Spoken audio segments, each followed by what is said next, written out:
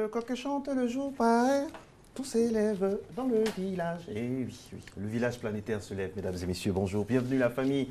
Merci d'être en notre compagnie une fois de plus. Qui n'a jamais eu souvenance de cette comptine quand on était enfant? Et ça nous donne un aperçu de la joie qu'on a toujours à vous retrouver dans Matin Bonheur de ce jeudi 13 juin.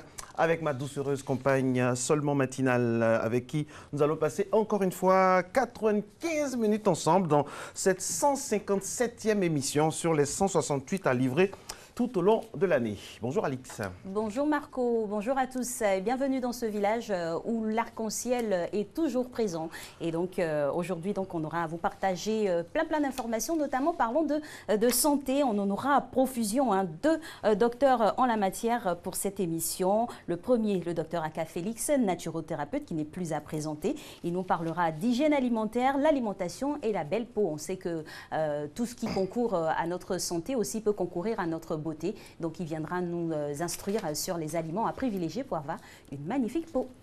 Absolument magnifique peau. Mais tout de suite, avant d'égrener tout le chapelet à la lettre du conducteur, on va aller tout de suite au pas de course, façon de parler, et puis surtout au sens propre. C'est la gym. C'est parti.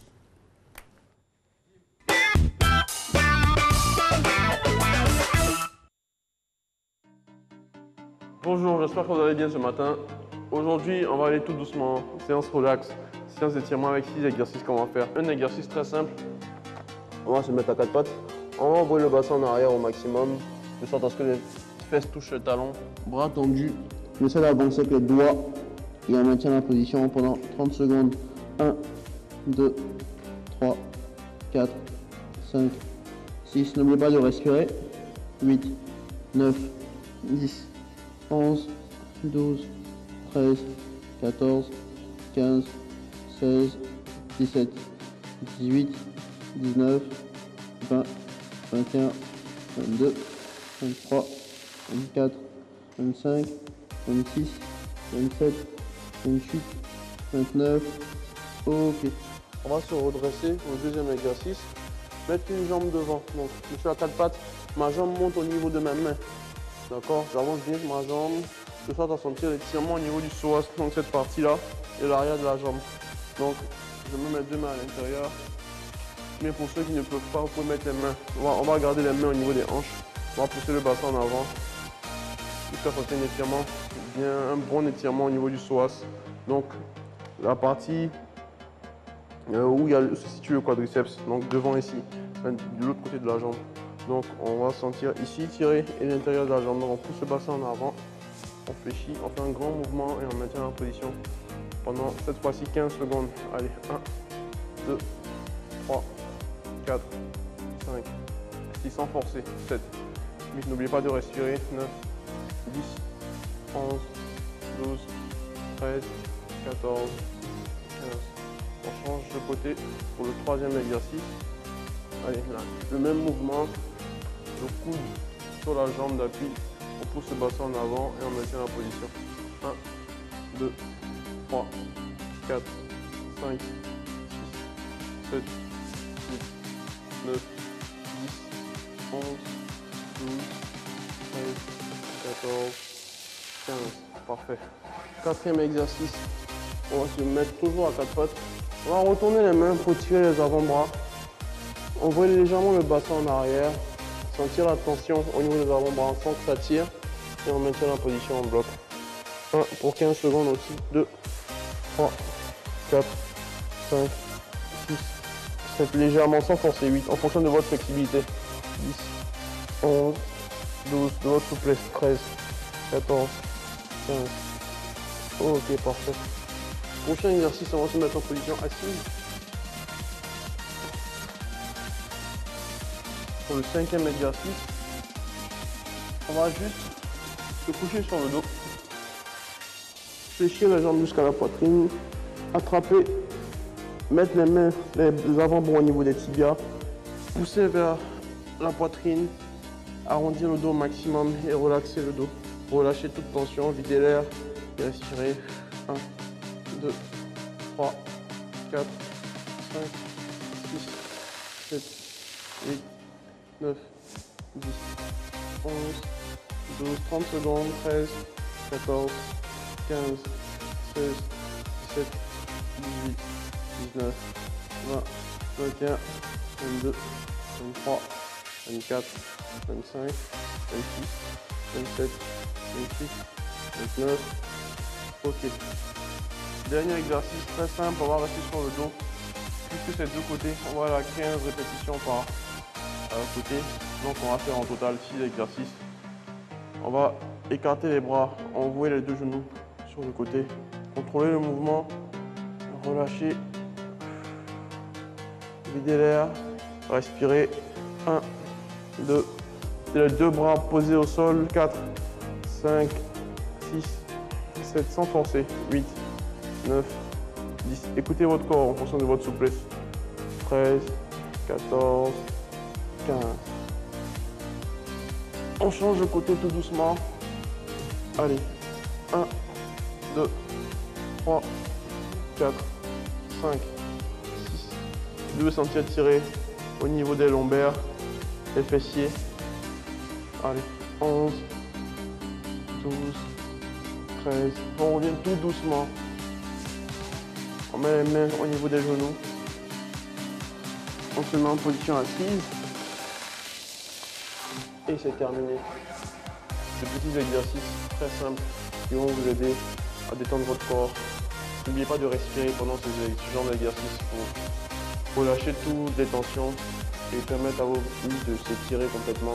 Passez une belle journée. J'espère que cette petite série d'exercices d'étirement vous fera du bien. Et on se voit très bientôt. Au revoir.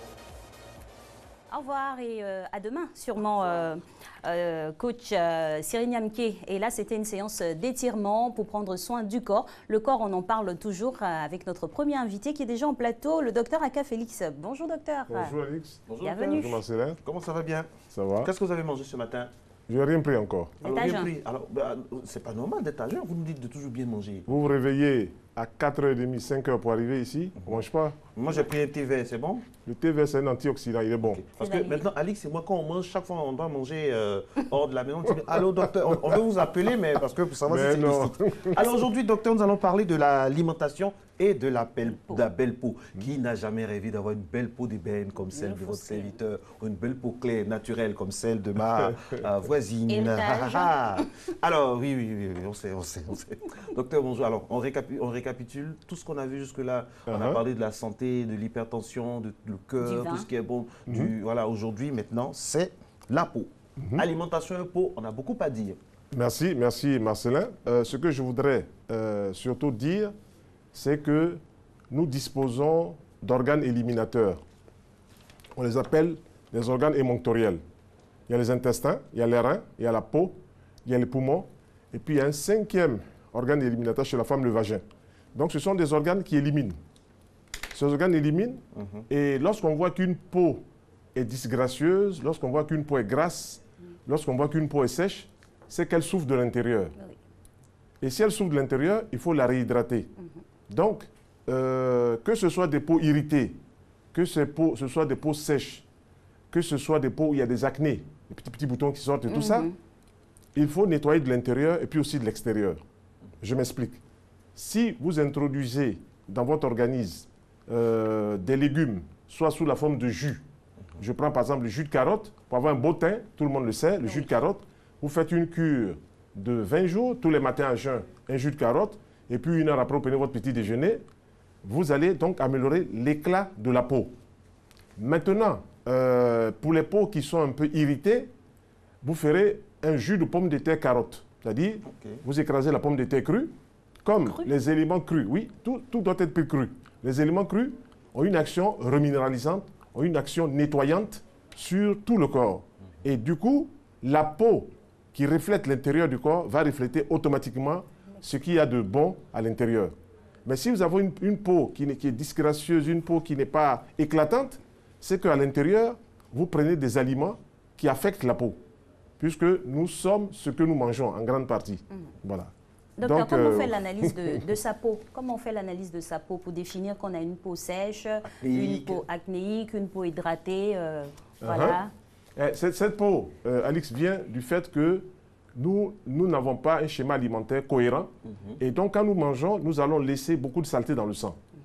La peau étant un organe qui élimine, comme les intestins, comme les reins, on les appelle les organes émonctoriels, la peau va éliminer les impuretés parce que c'est elle qui est plus forte en matière d'élimination dans ce corps-là. Pour d'autres, les gens vont à la selle 3 fois par jour, ils éliminent par les intestins. D'autres, ils vont faire pipi 4-5 fois dans la journée, alors qu'ils n'ont pas de problème de rein. Et puis d'autres, c'est les poumons, ils vont tousser, ils vont crachoter, ils vont sortir des choses. Donc, le corps, par rapport à son potentiel vital, va réagir par rapport à ce qu'il reçoit. Si vous avez trop de matière farineuse, blanchie, riz blanc, pain blanc, sucre, farine blanchie et tout ça, les croissants, tout ce qui est blanchi, il y a lieu à penser que vous allez éliminer par les poumons. Et vous allez commencer à tousser, vous allez commencer à être enrhumé. Il y a un excès de farine. Donc, pour la peau, c'est la même chose. Le corps va éliminer par la peau parce qu'il trouve que la peau est l'organe le mieux indiqué pour évacuer les impuretés.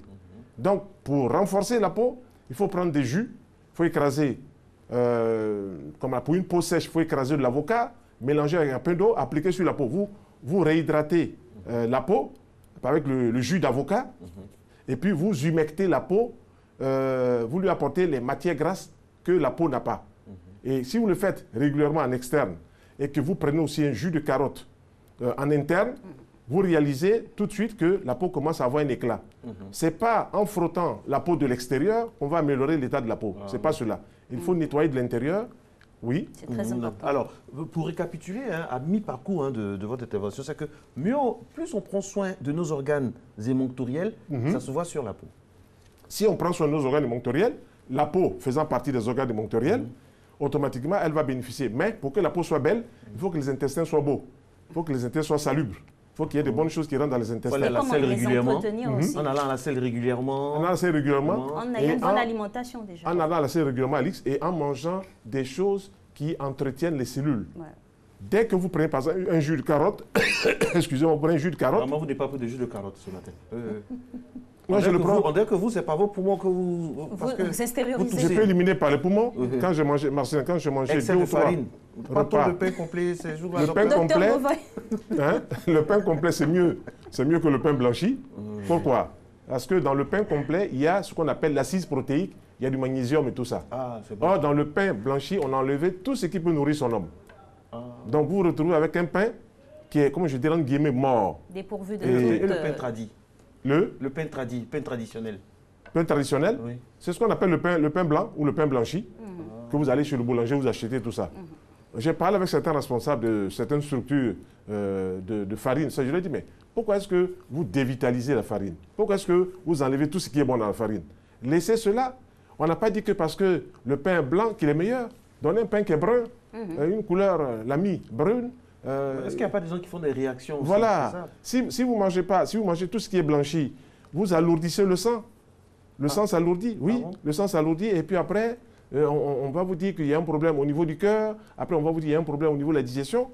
Moi, je regarde depuis 39 ans, je regarde tout ça. Puis je me dis, mais il y a quand même quelque chose qu'il faut expliquer aux téléspectateurs. Il faut leur dire qu'il y a des choses qu'il faut manger, il y a des choses qu'il ne faut pas manger. Mais ce qui est sûr, Alix et Marcelin, si on introduit tous les jours des jus de carotte, jus de concombre carotte, jus de concombre carotte, pommes de terre crues, la peau aura un éclat.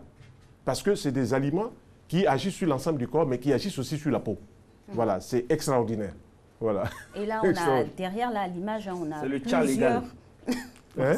C'est le tcha légal. C'est-à-dire, on n'a pas besoin de prendre des produits. Expliquez le tcha au docteur, parce que le tcha, c'est ceux qui se blanchissent la peau, tout ça. La dépigmentation. Donc là, ce que vous dites là, c'est un tcha légalisé, c'est-à-dire c'est bon pour la santé. C'est bon pour la santé.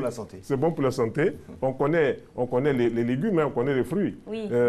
Alix, si vous faites une semaine de fruits et de légumes, vous allez dire que vous n'avez pas mangé, mais vous allez avoir une peau.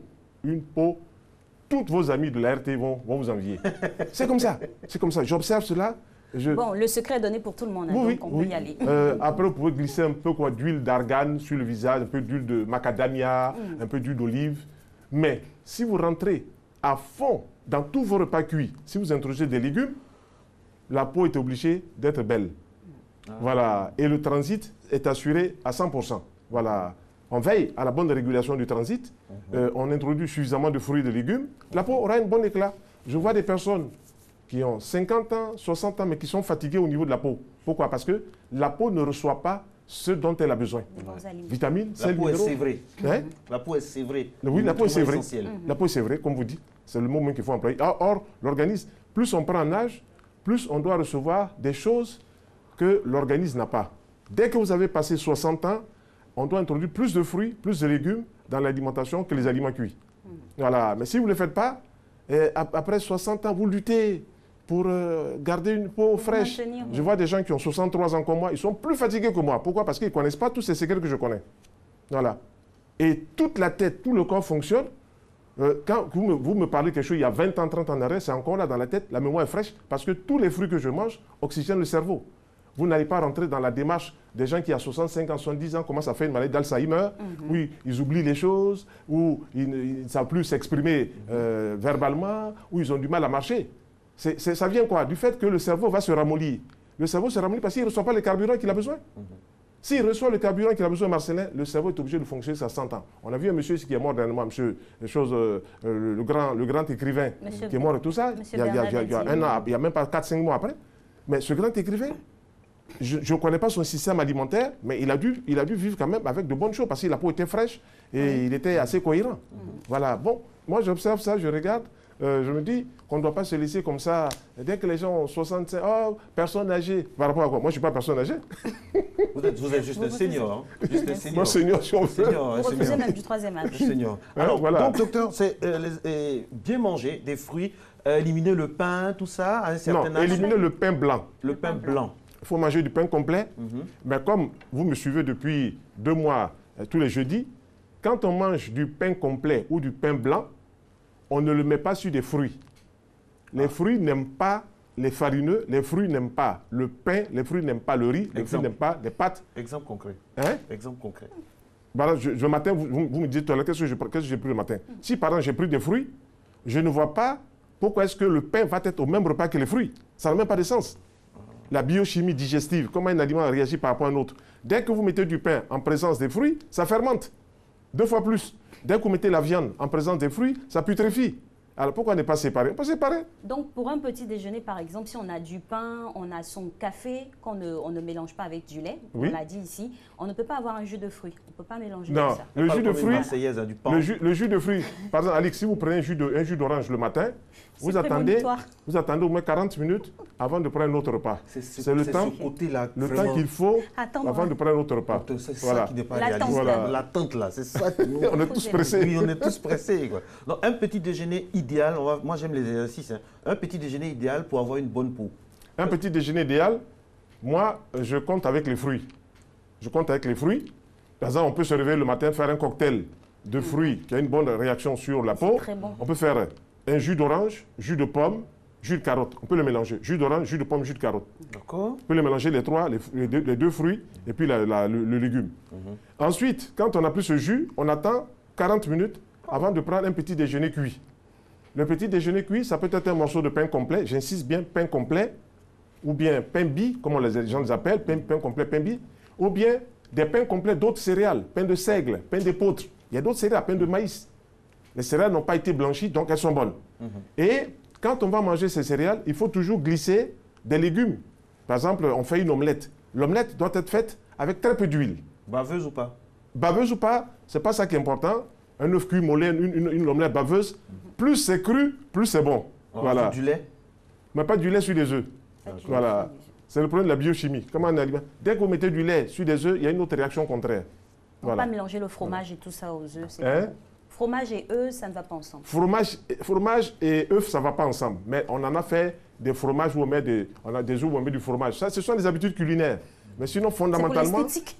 Voilà. Pas pour la diététique. C'est pour l'esthétique, oui, ça correspond à l'esthétique, à la diététique. Esthétique et diététique. C'est ça, sur le bon ménage. Diététique. D'accord. Et ça, c'est un bon petit déjeuner, ça. Bon, un bon petit déjeuner, faut pas penser qu'il faut avoir plein de viande. Non, non, non. Voilà, un bon petit déjeuner, quand vous faites un petit déjeuner fruitarien, beaucoup de fruits. Bon, je vais vous donner le fond de ma pensée, parce que moi, j'aime pas ce qui est caché. La charcuterie aussi, il faut en parler. Un bon placali le matin. Si vous prenez un bon placali... Attendez, laissez-moi finir, s'il vous plaît, avec le clos. Avec le polo, le koala, le koala, tout ça là, le matin. comme ce qu'on a Le mangé placali. hier, on l'avoue. On se Comme vous le confesse. dites, le placali, il est bon. La sauce est bonne. D'accord. Mais moi, dans ma démarche, quand vous faites le placali, dans la sauce, tu dois avoir beaucoup de légumes. Qu'elle soit gombo, qu'elle soit prala. on a mis, faut on a mettre mis, beaucoup c'est de vrai. Oui, légumes on dedans. écrase les tomates, C'était les dedans, c'était oignons dedans. et tout ça. Il faut là, mettre des et oignons, il tout. faut mettre plein de Oui, légumes. Il faut qu'on les sente, ces C'est- légumes. Tout y était. Tout y Donc, était. Pour le bon. mélange, de toute façon, Maintenant, dans la cuisine, c'est comme ça. si vous avez pris une fois le placali comme ça dans la semaine, on peut passer. Mais sinon, le plo dont vous parlez, Oui, la peau de bœuf, lui, là. la peau là, si vous savez comment elle est préparée, les gens lavent cette peau là au bord de la lagune. Voilà, je suis allé voir au bord de la lagune, ils brûlent cela avec des matières Non, plastiques. Pour nous, là, on a vérifié, c'était bien, c'était dans des Monsieur, conditions. vous avez déjà digéré. Marcelin, là vous allez, on vous présente quelque chose qui est déjà tout propre.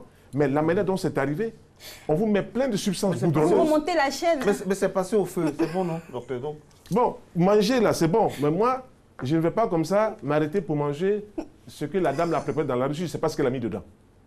Pourquoi est-ce que je mangerai une sauce placali gombo, si je ne sais pas ce que la femme a nous mis? sommes habitués à la dame, on nous pose des questions. Et puis c'est le commerce, hein, oui, c'est ce qui elle se dit que passe c'est- ici elle dit que c'est généralement. bon. Peut-être c'est de donner des bien. indications Elle pour nous que a ça dit se que c'est passe bon. bien. Très bien. Mais bon, ça Très fait bien. partie de la culture aussi. Il faut juste conseiller de comment ça Moi, va se faire. je suis pour que les gens fassent leur commerce. Mais je suis aussi pour que les gens allient gastronomie et santé. Il faut qu'on les mette ensemble.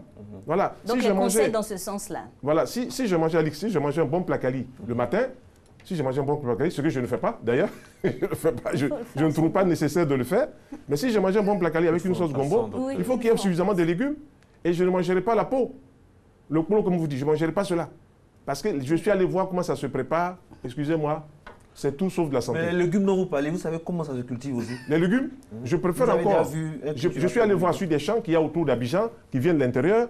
Vous avez les gens qui ramènent des légumes. Nous, si on voit des gens. Il n'y a pas de pesticides, justement, on va en parler Au bord après. de certaines résidus usines, de pesticides on voit qui des gens restent aussi là prendre et des tout légumes que vous mangez aussi, docteur. Ces légumes qui ont été traités, comme vous dites, aux pesticides, sont 100 fois moins dangereux que de manger une viande qui a été brûlée avec du papier, plastique.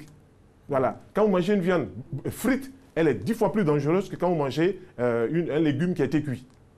Parce que quand vous mangez cette viande, vous avez déjà brûlé des étapes, vous arrivez à ce qu'on appelle les nitrosamines. Ce sont des substances cancérigènes. La science l'a démontré comme ça. On s'amuse avec C'est une cela. fois par semaine seulement, c'est une fois par semaine. Moi- C'est-à-dire, vous savez, dans notre métier... La peur qui Non, vous savez, transpire, mais docteur, dans notre métier, il faut goûter à tout pouvoir parler. C'est-à-dire, on se sacrifie pour manger des choses, pour venir vous demander comment ça... Ah, Que le sacrifice ne soit pas ultime. Oui.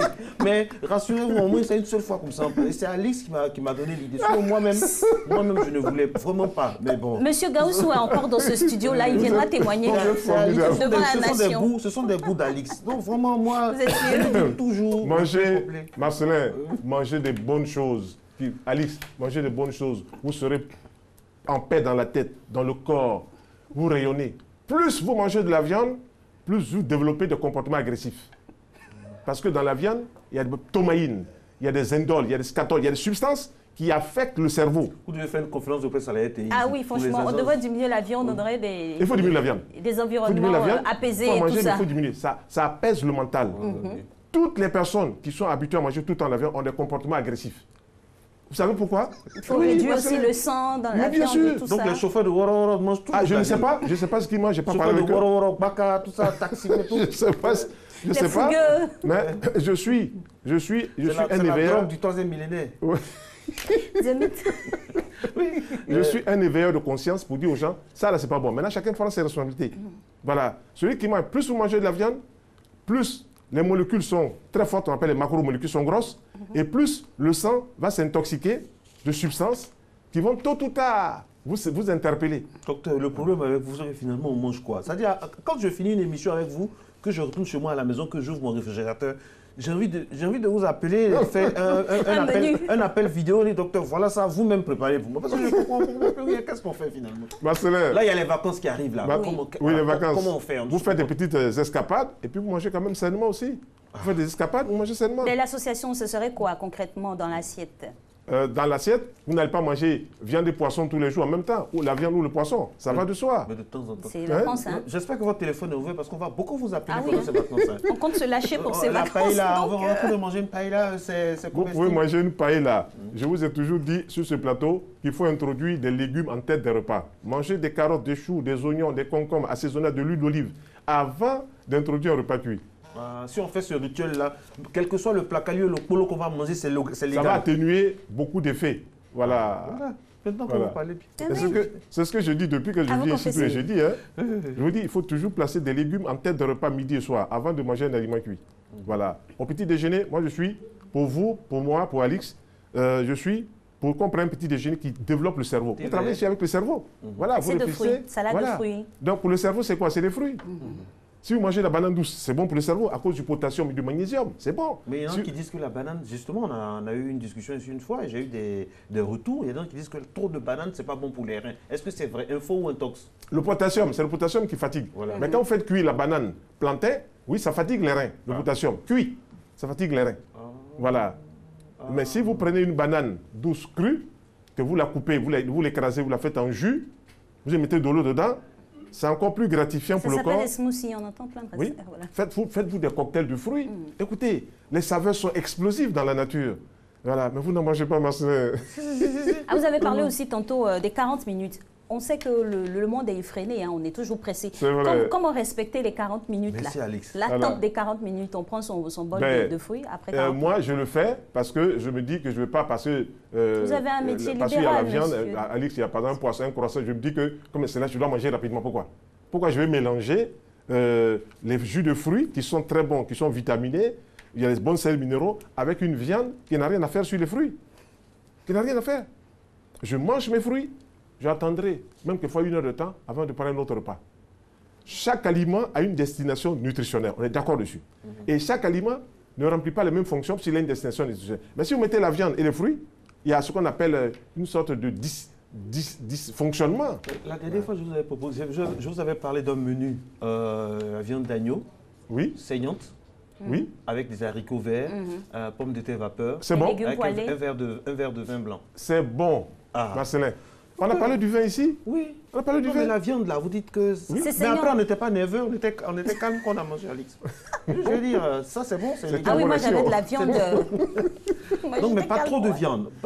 La cadence dans la semaine, combien de La viande? ration. La ration. La portion. À mon humble avis, Pour un adulte. à mon humble avis, deux fois de viande dans la semaine. Ok. Donc Quelle lundi, viande? Quelle viande? jeudi, c'est bon. La viande de volaille.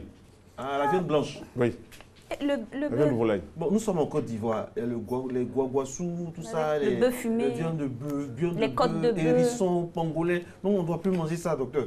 Moi, quand je demande, regarde, hein. je regarde les êtres humains, quelquefois, je ris. Pourquoi? Parce que les gens n'ont pas fini de manger les viandes de ville, ils vont aller manger les viandes de brousse. Finissez de manger les viandes de ville Ah, d'abord. mais docteur, il y a la culture. Donc ceux qui sont derrière aussi, qui sont loin de la ville, ils devraient Oui. manger quoi? La viande de. Non, ça chez c'est... Alix, c'est une fuite en avant. Comme les gens sont dans ils doivent manger les viandes de brousse. Qui a dit ça? Qui a dit ça? Ah ben vous dites de séparer, qu'on finisse de manger la viande de ville Que vous d'abord. soyez en brousse, que vous soyez en ville, si vous voulez manger la viande, mangez de la volaille. Peut-être pour une fête, pour une fête, Un vous destin mangerez... certain, le poulet. Alix, la chose, Parce que Marcelin. nous, on avait prévu vous inviter pour la fin d'année. Finalement, on ne sait plus quel menu on va faire. Alors, Franchement, Si vous m'invitez On des marche légumes des en œufs. tête de repas d'accord. et du poisson, ça marche. Avec un bon hérisson pangolin. Non, après. non, non, non. Moi, Pardon? un bar, Ça- un cabillaud, un capitaine, tout ça. c'est- si vous faites du poisson, mettez n'importe quel poisson. Ils sont bons, pourquoi? Parce que je vous ai dit ici, il y a des oméga 3 dedans. Je vous ai dit. Bon pour Voilà. le cœur. Nous, on ne mange plus pour manger. On mange pour être Pour en bonne vivre. santé. Voilà. Marcelin. On mange pour être en bonne santé. Et pour les enfants, n'oublie pas les Pour les enfants, pour développer leur cerveau, il faut leur donner beaucoup de leur fruits. peau, pour rester dans le thème Pour de la la peau. Pour les enfants, il faut leur donner, Marcelin, il faut leur donner des fruits qui développent le cerveau. Le fructose, le glucose, c'est bon pour le cerveau. C'est la nourriture du cerveau. Ok. Et puis quelques huiles de noix qui ont une bonne action sur le cerveau. Mais si vous donnez du pain avec ce que les gens appellent les condiments le matin à un enfant, vous affaiblissez, vous l'abrutissez. Donc C'est-à-dire, le matin, moi, mon enfant va à l'école, je n'ai pas le droit de lui faire un pain, condiment, mettre ça dans ce pain-là, peut-être quand il sort à midi, il va manger cela. Voilà. S'il reste à l'école, il mange cela. Mais Le le matin, matin, c'est la banane douce, c'est les mangues, c'est les pommes. Voilà ce qu'il doit carottes. manger pour le cerveau. Ok. Chaque aliment a une destination nutritionnelle, Marcelin. Si vous donnez du pain avec plein de choses pour faire plaisir à votre enfant, vous le rendez lourd. Il n'assimile pas les leçons. C'est un grand problème. D'accord. Voilà. Docteur, donc le matin, ça peut être une assiette de fruits, comme une salade de légumes pour les enfants. Oui, on peut faire une assiette de fruits, comme Alix, vous dites. Si vous mélangez plusieurs fruits, c'est plusieurs vitamines, c'est plusieurs sels minéraux. Donc, c'est la vie qui entre dans le corps de l'enfant. Ah, docteur, souvent, réaliste, il y a des enfants qu'on voit à l'intérieur du pays, même à Abidjan, qui font des kilomètres pour aller à l'école. Ce genre d'enfants-là, tout de c'est suite, c'est pas manioc cérébral. igname, hein. Il faut leur donner quelque chose pour la force, pour tenir S'ils le font beaucoup de trajet. kilomètres, ils doivent manger du pain complet. Du pain complet. Mais Des pas tous fois, les jours de c'est pain reculé, complet. il n'y a pas de pain. Généralement, ce pour être pragmatique, hein, c'est le manioc qu'on fait bouillir ou l'igname qu'on leur donne au petit Le manioc déjeuner. est plus sain que le pain blanc. L'igname est plus saine que le pain blanc. Parce que c'est des aliments qui n'ont pas été blanchis. Donc, Dès qu'on c'est les prend, on les fait revenu. cuire. OK, Ok. Ça a gardé quand même beaucoup de vertus. Mais si vous prenez le manioc, que vous l'écrabouillez, OK, et puis vous enlevez tout ce qui est bon dans le manioc, il n'y a pas grand-chose aussi dans le manioc, Vous êtes en alors train vous de retrouvez proscrire quoi? le foutou? Voilà. Bon, docteur, mon pragmatisme oblige. Oh, j'ai mon neveu, par exemple, qui est à Bondoukou. Le matin, avant d'aller à l'école, on lui fait un bon foutou blanc, là, foutou Avec d'igname. guaguassou. Avec une sauce gnagnon bien, bon guaguassou, avec du poisson fumé. Voilà à l'école. C'est légal, enfin, c'est licite. Marcelin, il dit c'est légal. C'est bon, il peut manger ça pour Il elle. peut le manger. Mais les légumes Marcelin, avant. Marcelin, qu'est-ce que l'enfant va tirer en mangeant cela? Sa tête ne fonctionne plus. Toute l'énergie est focalisée sur l'estomac. Oui. Ton neveu n'ira pas bien loin. Regardez les choses, les résultats scolaires. Ce n'est pas que les enfants n'étudient pas, mais ils n'ont pas la cérébralité, ils n'ont pas l'énergie nécessaire dans le cerveau pour étudier. Donnez à un enfant des fruits, des légumes, il est plus à l'aise pour étudier qu'un enfant qui a mangé, comme vous dites, un bon foutou. C'est bon. Dans l'esprit familial, on veut faire plaisir à l'enfant, on veut le nourrir. Mais Lui donne ce qu'on a. si l'aliment, Alix, ne remplit pas les conditions Il qu'il fait faut, 10 km ou 6 km pour aller à l'école. On se dit qu'il faut, Il n'a qu'à manger Tout de faut suite, le on ne va pas lui donner blinder, des choses pour le voilà. il n'a cerveau. qu'à lui donner, la on va lui force donner des aliments qui interviennent pour les muscles et pour le cerveau, c'est la banane douce. La banane douce intervient. On peut lui faire une patate bouillie, on peut lui faire cela. Mais le foutou, c'est trop lourd. Ça, c'est pour les sportifs. Lui, il n'est pas sportif. Mais Ah, les il fait sportifs des devraient manger kilomètres, mais il fait des foutou. kilomètres pour aller à l'école, docteur. Ça le fatigue, Ce n'est ça. pas un sport comme le football, ce n'est pas un sport comme le hockey, ce n'est pas un sport comme... Vous connaissez les routes du village, là? Oui. Deux villages pour aller à l'école. Oui. Des fois, ils peuvent C'est des mettre kilomètres, hein. 30 minutes, hein? Et même plus. Mais ce n'est pas, c'est pas celui qui a couru pendant 45 minutes sur le stade. Pour un Ça- enfant de son âge, il a 11, 10 Il ne ans. doit pas manger, à mon humble avis, il ne doit pas manger des choses lourdes comme ça. Aussi, il mange des choses lourdes comme ça. Mais le chemin va faire qu'il va digérer, docteur. Il va digérer en chemin tranquillement en apprenant ses leçons. Oh, Marcelin. Est-ce qu'il ne faut pas lier quelque chose qui permet la robustesse consistant. et puis ensuite quelque chose aussi pour lifter ça un peu? On va rentrer dans votre démarche. Si on va donner à l'enfant de manger comme ça, mais qu'est-ce que l'enfant retire sur le plan nutritionnel? d'accord. Qu'est-ce qu'il retire? Il faut qu'il nourrisse son cerveau. Oui. Voilà, il faut qu'il nourrisse son cerveau. Assez de fruits et de Voilà. légumes. Hein? Beaucoup Merci. de fruits et légumes. Voilà. On finit toujours par s'entendre avec le docteur Aka Félix. Désormais, Alix et moi, on va regarder bien nos assiettes avant de manger. Que ce soit Ne dans- m'écoutez pendant- plus, hein. Pendant la saison, non, je vais vous écouter. Parce Non, qu'on non, est non, ensemble. ne m'écoutez plus. Équipe. Allez, la suite, c'est Soro Félicité Sinédiawa qui nous permet la respiration technique de cette émission. Merci, infiniment merci. Merci, Aka merci, Félix. La merci, semaine Alix. prochaine, on sera encore avec vous, Dieu Oui, voulant, oui. pour d'autres conseils. La suite de Matin Bonheur. Très heureux d'être en votre compagnie. C'est parti.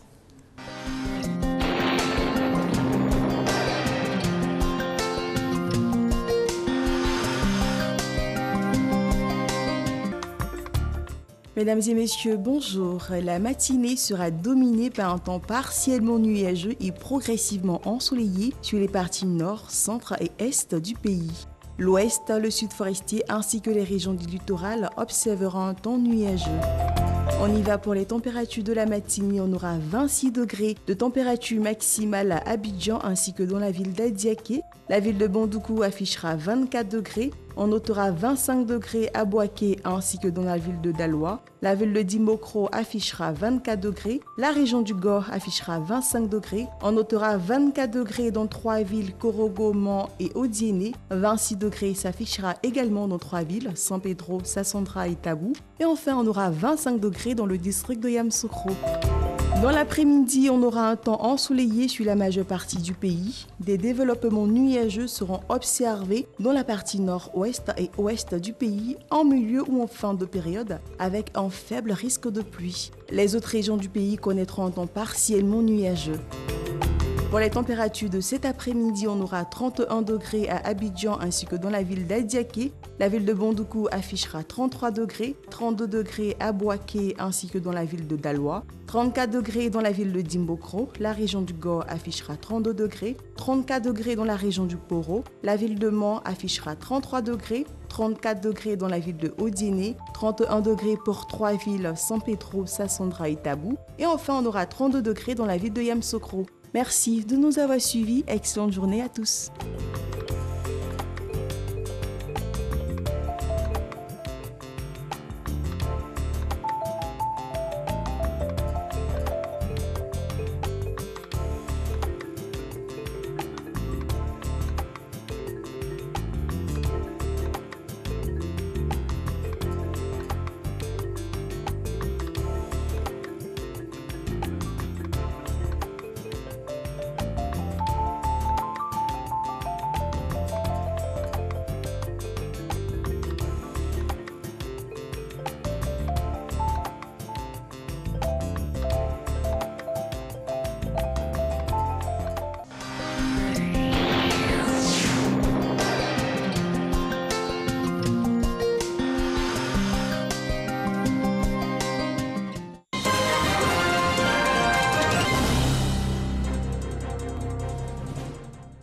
C'est l'heure de l'actualité nationale et internationale. Bienvenue, bonjour à toutes et à tous. Le président de la République du Portugal, son Excellence Marcelo Rebelo de Sousa, est en visite d'État en Côte d'Ivoire depuis ce mercredi. La visite de 48 heures du président Rebelo de Sousa va donner un coup de fouet aux relations entre la Côte d'Ivoire et le Portugal. Coopération ivoiro-portugaise vieille de 44 ans. Je le disais, voici 44 ans que dure la relation diplomatique entre la Côte d'Ivoire et le Portugal. Quels en sont les acquis et les perspectives? Élément de réponse avec Herman Guivet. La Côte d'Ivoire et le Portugal, des relations politiques et diplomatiques vieilles de 44 ans. Le réchauffement de l'axe Abidjan-Lisbonne, depuis 1975, animé par des échanges économiques et commerciaux, font des deux pays des partenaires engagés pour le bien-être de leur nation. Dernière visite en date d'une autorité portugaise à Abidjan, la visite de travail de son Excellence Augusto Santos Silva, ministre des Affaires étrangères de la République portugaise, et de Eurico Brilhante Dias, secrétaire d'État pour l'internationalisation dans le cadre de la 3e session de la commission bilatérale ivoiro-portugaise. Si les deux pays nourrissent de grandes ambitions en matière de coopération économique, certains points culminants attendent cependant d'être franchis. Les investissements portugais en Côte d'Ivoire sont en nette progression depuis 2016, mais restent cependant en deçà des potentialités des deux pays. En 2018, selon des statistiques du ministère du Commerce, de l'Industrie et de la Promotion des PME, les échanges entre les deux pays dégagent un solde commercial déficitaire pour la Côte d'Ivoire. La visite d'État effectuée par le président de la République Alassane Ouattara du 12 au 13 septembre 2017 au Portugal a permis aux deux pays de se rapprocher davantage. Le président de la République portugaise, son Excellence Marcelo Rebelo de Sousa, entame lui une visite d'État en Côte d'Ivoire du 12 au 14 juillet 2019, une visite d'État qui devrait permettre de consolider les relations quadragénaires entre les deux pays. On en vient au Conseil des ministres de ce mercredi, conseil qui a été marqué par un important décret sur la gratuité des soins médicaux dans les établissements sanitaires pour les femmes enceintes et les enfants âgés de 0 à 5 ans. Ce décret ordonne aussi la prise en charge sans frais médicaux de toute personne admise aux urgences médicales durant les premières 48 heures de son admission. La Côte d'Ivoire dotée d'une feuille de route pour la construction d'une ville dite de demain. Chaque ville ivoirienne aura un plan directeur de son développement. Ce sera au terme d'un séminaire international d'élaboration de la politique de la ville en Côte d'Ivoire. Le ministre d'État, ministre de la Défense, Ahmed Bakayoko, a procédé à l'ouverture de cette rencontre des experts nationaux et internationaux. Godfrey Okabanwa. D'ici à 2025, plus de 60% de la population ivoirienne vivront dans des zones urbaines et ce taux devrait atteindre les 75% d'ici à 2050. On estime à plus de 200 le nombre de centres urbains pour une population urbaine de plus de 13 millions, sur une estimation de 25 millions en 2019. Une croissance démographique qu'il faut contrôler et moderniser aujourd'hui. C'est ce qui justifie cette rencontre qui réunit des experts nationaux et internationaux qui devront réfléchir et apporter leur contribution à la formulation d'une politique nationale de la ville. La ville explose à Abidjan. Les communes, quand on a parlé, sont particulièrement touchées. Et pourtant, il faut maîtriser ça. Et je crois que c'est possible. Pour le ministre de la Ville, construire la ville ivoirienne de demain nécessite une implication des populations et de tous les acteurs intervenant dans la gestion et le développement durable de nos villes. La ville ivoirienne de demain doit être aussi une ville inclusive favorisant la mixité et la cohésion sociale en incluant les groupes défavorisés et en respectant l'égalité entre les genres. Représentant le Premier ministre Amadou Gon Coulibaly, le ministre d'État, ministre de la Défense Ahmed Bakayoko a traduit la volonté du gouvernement de toujours créer et améliorer les conditions de vie des populations à travers un cadre de vie maîtrisé. La Côte d'Ivoire sous la houlette de son Excellence M. Alassane Ouattara, président de la République, a depuis 2011 engagé un vaste programme d'investissement structurel dans toutes les villes sans exception. Encouragé par un taux de croissance économique soutenu de 8% par an, notre pays initie d'importants projets de développement de nos villes à la grande satisfaction de nos concitoyens. La rencontre prend fin ce vendredi et doit se traduire par la validation d'un document de référence d'une politique nationale de la ville. Le Conseil Café Cacao et le Ghana Cocoa Board sont réunis pour la mise en œuvre du plan stratégique relatif à la déclaration d'Abidjan des chefs de l'État du Côte d'Ivoire et du Ghana de mars 2018 sur l'économie du cacao et une meilleure rémunération des paysans. Une énième rencontre qui associe cette fois l'ensemble des acteurs de la filière cacao dans le but de définir un prix plancher du cacao et garantir un revenu convenable aux producteurs des deux pays. Sur le continent, l'Organisation mondiale de la santé, OMS, a annoncé hier la tenue d'une réunion de son comité d'urgence le 14 juin sur l'épidémie d'Ebola en République démocratique du Congo qui s'est étendue à l'Ouganda voisine. Il s'agit de la 3e réunion du comité d'urgence de l'OMS depuis le début de l'épidémie en août dernier. Cette 10e épidémie d'Ebola sur le sol congolais a été déclarée le 1er août dans la province du Nord Kivu, dans l'est de la RDC. Le centre du Mali a été une nouvelle fois endeuillé, vous le savez, après l'attaque meurtrière. Des hommes armés ont tué au moins 95 personnes dans un village d'Ogon. Les réactions sur la toile et les réseaux sociaux sont unanimes. Les internautes horrifiés condamnent ce nouveau massacre. Un deuil national de 3 jours est décrété en hommage aux victimes. C'est ce qui a été décidé hier en Conseil des ministres.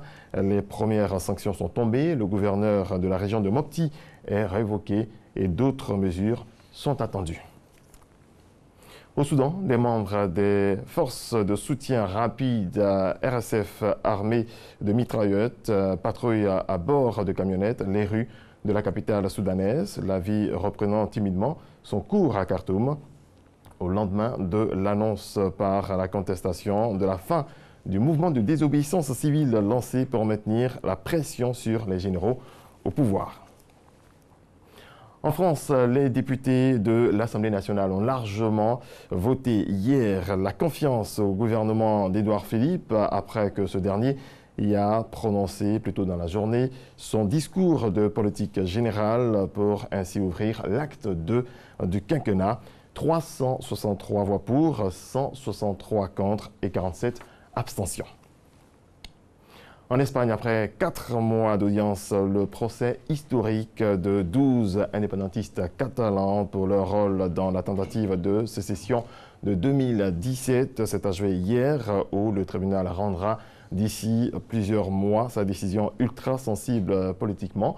Ancien membre du gouvernement catalan, ex-présidente du Parlement régional ou dirigeant d'associations indépendantistes.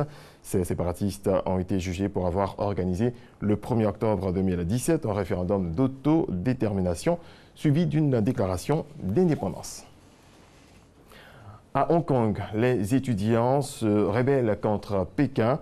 Des heurts ont eu lieu avec la police alors qu'ils encerclaient les bâtiments du gouvernement local pour demander le retrait d'un projet de loi controversé visant à autoriser les extraditions vers la Chine. Voilà, c'est la fin de ce point de l'actualité. Merci à toutes et à tous de votre attention. Merci Régis Kofi. Il est gâté, Régis. Ben oui, il a un passage et puis c'est bon, mais bon, c'est condensé en même temps. Et on se retrouve lundi. Pour remettre une couche. Ce soir, c'est... Ah oui, c'est non, nous sommes jeudi. Le prochain invité, vous avez une idée? Non, pas encore. Pas encore? Pas encore. Alors l'invité, la dernière fois, on a déjà fait le point avec lui. Oui, il était bien. Oui, on a déjà fait le point. Il était bien, Il a été bien. Il maîtrise son sujet. Donc... Il a maîtrisé son sujet. C'était cariste, c'était bien, cartésien, tout ça. Justement. On aime ça sur AT1. Merci Régis. Merci beaucoup à vous. Et bon week-end. Pareillement à vous. Bon week-end à vous. À vous pareil. Et nous, le week-end, c'est pas pour maintenant. On est encore là avec vous. Et d'ailleurs, pour la suite de ce programme, c'est l'entretien avec notre cher Cédric Lombardo qui parlera toujours d'environnement, une diplomatie forestière en action. C'est le sujet du jour. Et dans quelques instants, donc, on ira. Alors, c'est juste aussi le temps pour nous de souhaiter un joyeux anniversaire à une personnalité qui regarde vraiment de façon fidèle Matin Bonheur. Et ce matin, nous aimerions lui présenter nos salutations les plus ajustées. Monsieur Georges Rougnet, l'ambassadeur Georges Rougnet, son excellence Georges Rougnet. qui célèbre 1 an de plus, à qui nous souhaitons un très très joyeux anniversaire. Il est né dans le même mois que sa fille. Papy, oui, c'était il y a quelques jours seulement. Le voilà, toujours bien mis, chevaleresque, au service de la Côte d'Ivoire depuis bien des années maintenant. La grande classe, comme on aime. Merci, papa, pour tout ce que vous avez fait et que vous faites toujours pour votre pays qui vous aime beaucoup. La suite, quelqu'un qui fait également beaucoup pour la matinale, c'est bien sûr Cédric Lombardo. Alors, Alix, aujourd'hui, nous allons parler d'un thème assez intéressant. Oui. Alors, la Côte d'Ivoire a l'un des taux de déforestation les plus rapides au monde. Le ministre était sur le plateau de RTI 1 et en filigrane, il a dit tant et si bien que l'équilibre environnemental de notre pays est menacé. La situation inquiétante qui interpelle les décideurs nationaux et internationaux, la Côte d'Ivoire a engagé une nouvelle politique forestière. Oui, on espère, on est de tout cœur avec cette nouvelle politique forestière, un nouveau code forestier. De tels travaux, vous devinez, mesdames et messieurs, nécessite l'appui des bailleurs de fonds. Ces bons bailleurs de fonds, on a toujours besoin d'eux, mais de façon intelligente, il faut faire en sorte que cela puisse profiter à tout le monde. Alors, le ministre des Eaux et Forêts a invité la directrice Afrique du PNUD en Côte d'Ivoire, et ça augure de bonnes promesses, n'est-ce pas, Alix? Bien évidemment, et notre pays s'est engagé en 2014, pour rappel, devant les Nations Unies, à retrouver 20% de son couvert forestier. C'est presque le double de la surface actuelle. Donc, parallèlement aux pressions qui sont fortes pour créer des habitats, des plantations, des mines et des zones industrielles, il faut aussi s'occuper de la forestation. Alors, quelle politique de préservation, de réhabilitation et d'extension des forêts en Côte d'Ivoire? C'est une question. Quelle stratégie de recherche de financement pour reconstituer le couvert forestier ivoirien? On en parlait tout de suite, des bailleurs de fonds. Quels partenaires techniques et financiers viennent en soutien à la Côte d'Ivoire? On va bien sûr les libeller avec donc Cédric qui nous propose ce thème aujourd'hui. Diplomatie forestière en action, c'est le sujet. Bonjour. La diplomatie, j'aime bien ce thème de diplomatie forestière. C'est bien intéressant. Alors, la question basique, un rappel pédagogique, à quoi servent les forêts? Rien du tout, rien du tout. Ah ouais? Sérieux là? Non, les forêts sont extrêmement importantes. Les forêts nous apportent de l'oxygène sur la Terre. Les forêts nous permettent de filtrer l'eau pour remplir la nappe phréatique. Les forêts nous permettent d'abriter la biodiversité. Les forêts nous offrent énormément de bienfaits. Et c'est bien pour ça qu'on essaie un petit peu de les protéger, parce que l'équilibre environnemental de la Côte d'Ivoire dépend de ces forêts. Mais aussi, malheureusement, l'équilibre environnemental de l'Afrique de l'Ouest dépend aussi des forêts ivoiriennes. Parce que vous le savez, la forêt, c'est l'autoroute de la pluie. L'eau de pluie vient de l'océan, ça passe au-dessus des forêts, ça crée encore un peu plus de pluie et ça va tranquillement vers le Burkina, le Mali, etc. Et si nos forêts sont en danger, il y a des conséquences pour nous et il y a des conséquences pour les pays voisins. On devrait s'occuper vraiment de notre forêt. Justement, quel est l'état de santé des forêts ivoiriennes? Alors, quel est l'état de santé des forêts ivoiriennes? Je crois qu'on le dira jamais assez. Elles ne sont pas en très très bonne forme en ce moment. Comme vous le disiez, en fait, on est quasiment, si on exclut ce qu'on appelle les zones de l'OIPR, il nous reste à peu près 11% de forêts en Côte d'Ivoire. Et l'objectif, c'est de passer de ce socle de 11% à ramener à 20%. Mais il faut bien comprendre aujourd'hui d'où nous sommes partis pour comprendre où est-ce que nous sommes arrivés et arriver à aider aux populations, aider les populations à comprendre un petit peu les enjeux. Et donc, on va demander à Félicité Soro, notre réalisatrice, de nous présenter une première animation pour ce matin. Et cette animation va nous permettre de faire un peu l'état des lieux. Vous avez la photo satellite en 2015. Alors, quand on regarde à gauche la carte, on ne se rend pas compte que la Côte d'Ivoire est un pays forestier puisqu'il n'y a pas beaucoup de verre. Alors qu'en 1900, nous avions 16 millions d'hectares de forêt. 1960, il en restait encore 12 millions d'hectares à l'indépendance. Or, si vous descendez un petit peu plus bas jusqu'au chiffre, en 2015, il nous reste 3,4 millions d'hectares de forêt. Ce qui veut dire qu'en un siècle, la Côte d'Ivoire a perdu 79% de ses forêts. Wow. Et en conclusion, sur la période 1990-2015, nous sommes le pays qui a eu le taux de déforestation le plus élevé au monde. Quand on regarde le Brésil, c'est vrai qu'il y a une déforestation qui est très importante en termes de surface abattue, mais c'est sur un très très grand pays. Nous, la Côte d'Ivoire, on est un petit pays, et quand on voit tout ce qu'on a abattu, le taux de déforestation ivoirien est le plus élevé du monde. Et je pense qu'il y a encore une deuxième visuel qu'on va vous présenter grâce à Félicité. Et ce visuel va simplement permettre de prendre conscience de l'état des forêts en 1990. Vous voyez le vert, c'était vraiment un pays forestier, il n'y a rien à dire, hein, c'est clair. Et puis vous voyez en 2015, il ne nous reste plus grand-chose. Or, quand on sait l'importance des forêts dans la fourniture de services environnementaux, l'importance des forêts pour les populations, parce que ça va abriter de la pharmacopée, ça va abriter du gibier, entre guillemets, gibier qui n'est pas protégé naturellement, on oublie le pangolin. Bien sûr. En 2015, il ne nous reste pas grand-chose et c'est ça aujourd'hui qu'il faut impérativement arriver à reconstruire. Alors, question qui vient tout de suite en tête. Est-ce que la politique, est-ce que d'abord, il y a une politique forestière ivoirienne, et puis, si elle existait, est-ce qu'elle a changé? Est-ce qu'elle a pu s'adapter aux nouveaux défis? Alors, il y a toujours eu une belle politique forestière. Moi, je me rappelle le premier DG de la Sodefort qui avait fait un travail oui, parce qu'on a vu l'image là. Hein. Qu'est-ce qui n'a pas marché? Qu'est-ce qui n'a pas marché? 1990, 2000, c'est 86, c'est la fin du miracle ivoirien. Et puis, dans les années 90, on commence un petit peu à rentrer dans les maniants. On n'y est pas vraiment. Et puis, dès l'an 2000, on est rentré dedans. Et une fois qu'on est rentré dedans, je veux dire, il y a certaines personnes qui pensaient qu'en allant chercher Scorpion, on allait se sortir des maniants. Ça n'a pas marché. Les populations ont dû fuir, entre guillemets, certaines zones d'habitat de Côte d'Ivoire. Et malheureusement, les forêts classées se sont retrouvées comme une nouvelle zone de protection, une nouvelle zone d'agriculture, une zone de refuge. Et c'est ce qui a marqué véritablement l'attaque, entre guillemets, sur les forêts. Les Ivoiriens n'ont pas la haine de la forêt. C'est simplement des circonstances qu'il faut comprendre pour justement arriver à trouver les solutions réparatrices. Mais en réponse à la question de Marcelin, il y a toujours eu une politique forestière en Côte d'Ivoire. Rappelez-vous qu'en 2014, on avait eu un nouveau code qui avait été mis en place. Ce code, en même temps, on n'avait pas toutes les données qu'on vient de voir, les images satellites, etc. Entre-temps, on a pris conscience véritablement des enjeux. Et donc, il y a une nouvelle politique forestière qui est mise en place. Et cette politique forestière, elle s'appuie principalement sur 4 objectifs. Le premier, c'est la préservation de la biodiversité, vous vous souvenez. Le deuxième, c'est faire en sorte que le climat soit propice à l'agriculture, etc. Le troisième, c'est le respect des engagements internationaux. Et là, vous voyez qu'on touche notre thème d'aujourd'hui, la diplomatie forestière. Et le quatrième, c'est le développement social et économique. Mais ce qui est très intéressant, c'est qu'il y a aussi 4 principes que le ministère des Eaux et Forêts vient de mettre en action dans cette stratégie. Le premier, c'est le volontarisme. L'État est volontaire pour la reconstruction de ces forêts. On a fait tellement d'annonces qu'aujourd'hui, il faut qu'on délivre les résultats qu'on avait promis. Deuxièmement, l'État devient réaliste.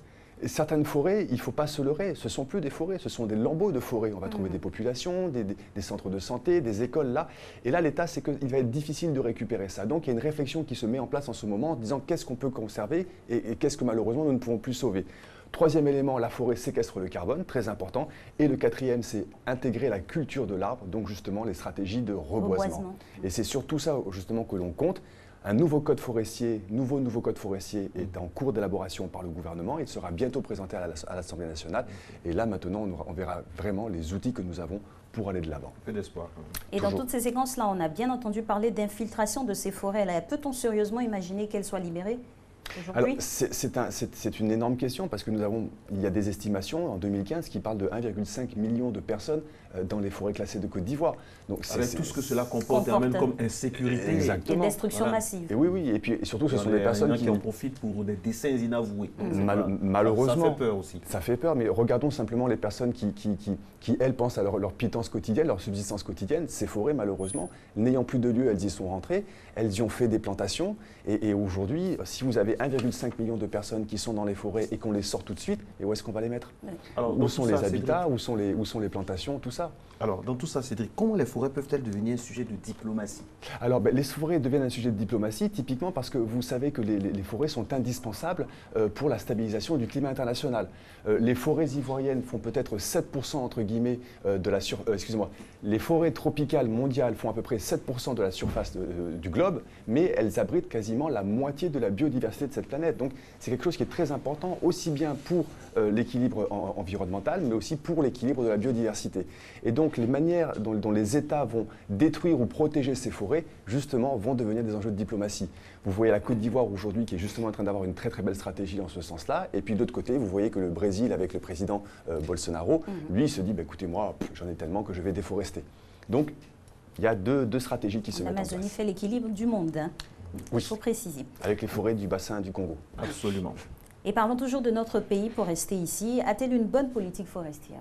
La Côte d'Ivoire a toujours eu une bonne diplomatie forestière. La Côte d'Ivoire a toujours une bonne diplomatie forestière. Il faut retourner à l'époque de Félix Houphouët-Boigny. Vous savez qu'à l'époque, les liens entre la Côte d'Ivoire et l'Afrique du Sud, puisque l'Afrique du Sud c'était l'apartheid, il n'y avait aucun lien avec personne, et Félix Houphouët-Boigny avait réussi à créer une diplomatie forestière avec l'Afrique du Sud, justement en parlant de forêts, en parlant de parcs et réserves. Et c'est ce qui nous avait un petit peu amené plus tard à la création d'Abou Mekro. On a d'autres exemples. Sous Laurent Gbagbo, il y avait à l'époque, il y avait une initiative d'un prix de la biodiversité. Laurent Gbagbo, Blaise Compaoré. Et on avait regardé en ce temps-là comment arriver à associer le parc de la Comoé en Côte d'Ivoire avec son homologue voisin, et essayer de faire un parc transfrontalier. On se rend compte qu'en 2014, le président Ouattara est parti à l'ONU, juste avant la COP21. Il a fait une déclaration de principe sur les engagements de l'État de la Côte d'Ivoire, et il s'est vraiment lancé dans la stratégie de reconquête du couvert forestier. Et depuis ce jour-là, tout l'appareil gouvernemental se met en marche justement pour établir une politique forestière et trouver des partenaires pour l'accompagner. Et là, je pense qu'on est mûr. Là, on est mieux. On a quand même, on peut voir venir. Hein. Déjà, c'est bon. Alors concrètement, quelles sont les attentes des bailleurs de fonds? Parce que les bailleurs de fonds, c'est bien, mais c'est un couteau à double tranchant. La main qui donne et celle qui ordonne. Les bailleurs de fonds sont là. Quelles sont les attentes? Et puis comment faire pour être quand même, pour préserver un tant soit peu d'indépendance quand même? Alors, la stratégie, alors, les attentes des bailleurs de fonds sont relativement simples. En fait, si vous voulez qu'on investisse dans quelque chose, que ça soit sous forme de don ou que ça soit sous forme de prêt, si vous voulez un investissement, on aimerait savoir ce que va faire la Côte d'Ivoire, on aimerait avoir des idées de projets intéressants, qu'est-ce qu'on va vraiment soutenir. Certains pays auront une sensibilité pour financer tel type de projet, d'autres pays voudront financer un autre type de projet. Et donc, la première chose, c'est que la Côte d'Ivoire bâtisse un échantillon de projets qu'elle soit capable de présenter un petit peu à ses bailleurs de fonds. Ensuite, comme vous le disiez, il ne faut pas simplement être attentif et puis que la main qui donne soit la main qui ordonne. Et effectivement, on voit bien qu'en Côte d'Ivoire, il y a un débat qui a de 2016 jusqu'à encore aujourd'hui, notamment sur la gestion de certains aspects des forêts classées. C'est vrai que les bailleurs de fonds, parfois, nous disent nous, on veut de la forêt, de la forêt, de la forêt, parce que c'est ça qui va préserver l'équilibre national, mais aussi l'équilibre qui va contribuer à l'équilibre environnemental. Mais quelque part, la Côte d'Ivoire dit attendez une seconde, moi j'ai mes enjeux, j'ai 1,5 million de personnes dans les forêts, est-ce qu'il faut que je les laisse, est-ce qu'il faut que je les enlève? Donc, la Côte d'Ivoire bâtit sa propre stratégie, elle la confronte avec celle des bailleurs de fonds, et quand on trouve des points d'accord, à ce moment-là, on doit être capable d'avancer. Mais on a vraiment une stratégie souveraine qui se construit. Dieu merci. Dieu merci, c'est tranché et c'est consensuel là. Une vidéo pour illustrer ça? Oui, absolument. Alors, une petite vidéo pour illustrer ça, c'est on avait préparé un petit... Merci Marcelin. On avait préparé un petit élément sur justement aussi, il n'y a pas que les attentes des bailleurs de fonds en matière de financement, mais il y a aussi leurs objectifs avec les forêts. Et ce qui était très intéressant lors de la visite de la directrice Afrique du PNUD en Côte d'Ivoire, c'était ce qu'elle appelle les 3 P forestiers, le peuple, la planète et la prospérité, ce qui est l'élément vidéo que va nous lancer maintenant Félicité Soro dans quelques instants. Je suis très intéressé par la nouvelle stratégie de la Côte d'Ivoire. Les forêts représentent les 3 P du développement durable. Peuple, planète et prospérité. Les forêts font ce lien entre les 3 P. Car, à la fin de la journée, il s'agit du peuple et de savoir comment il bénéficie des ressources naturelles. Il s'agit encore du peuple quand il faut se demander comment créer une prise de conscience pour les associer à la protection des forêts. Et enfin, il s'agit de prospérité, car il faut aussi créer une prospérité pour les populations afin qu'ils puissent avoir un meilleur cadre de vie grâce à ces ressources. Si nous ne protégeons pas les forêts, les populations ne pourront pas continuer à percevoir les bénéfices des forêts. Les communautés doivent être associées pour comprendre quelle est la signification des forêts, aussi bien pour des questions de santé et surtout pour les questions d'amélioration de leur cadre de vie. Je suis donc très intéressé par la politique forestière de la Côte d'Ivoire qui souhaite s'assurer que nous ne laissions personne pour compte dans le cadre de la croissance. La Côte d'Ivoire poursuit un objectif de prospérité afin d'obtenir un maximum de bénéfices de la forêt, mais en tenant compte des personnes qui sont dans ces forêts. Et voilà, on a eu une interview bien précise, elle était au cœur même des forêts aussi, la responsable du PNUD Afrique. Alors, comment les populations peuvent-elles protéger les forêts concrètement ? Comment malheureusement, j'ai envie de dire simplement ne les abattant pas. Ça, c'est le geste le plus simple. Mais pour que les populations ne partent pas à l'assaut des forêts, parce qu'on rappelez-vous que dans la construction de la Côte d'Ivoire, le cacao a été le moteur et le bon cacao se plante sur un ancien sol forestier. Donc ce sont tous ces éléments-là qu'il faut qu'on parvienne à changer aujourd'hui. Il faut que les populations arrêtent d'abattre les forêts. Mais il faut aussi parfois que les maires ne donnent pas des terres forestières pour y faire des habitats. Donc c'est tout ça qu'il faut parvenir à équilibrer aujourd'hui. D'accord. Alors, comment la forêt aussi peut-elle créer de la prospérité pour les populations, c'est ça? Oui, absolument, parce que quand on sait ce que l'on gagne, entre guillemets, dans la forêt, là, on va la protéger. Or, les forêts sont déjà des sources de prospérité pour les populations, et elles le savent bien. Tout ce qui est biodiversité, tout ce qui est pharmacopée, il y a beaucoup de choses que les populations savent aller chercher dans les forêts. Et un jour, avec Marcelin, on grillait des cure-dents gouraux qui n'existent que dans les forêts. Alors, Cédric Opadkous, comment engager les populations dans la protection des forêts? C'est bien beau de déclarer ça à travers des discours, tout ça, mais sur le terrain, comment on fait? Et puis, il faut aider aussi ces populations à mieux appréhender la lutte. C'est ça, c'est exactement ça. Et moi, la réponse, elle est simple, c'est développement durable, je gagne quoi dedans? Protection des forêts, je gagne quoi dedans? Et donc, il est important que les forêts, la préservation des forêts, la reconstruction des forêts deviennent une source d'emploi, une source d'activité. Et c'est d'ailleurs un des points sur lesquels la directrice Afrique du PNUD a voulu insister, c'est que nos forêts sont une source d'emploi. Et c'est ce propos que Félicité va nous mettre dans quelques instants à l'antenne.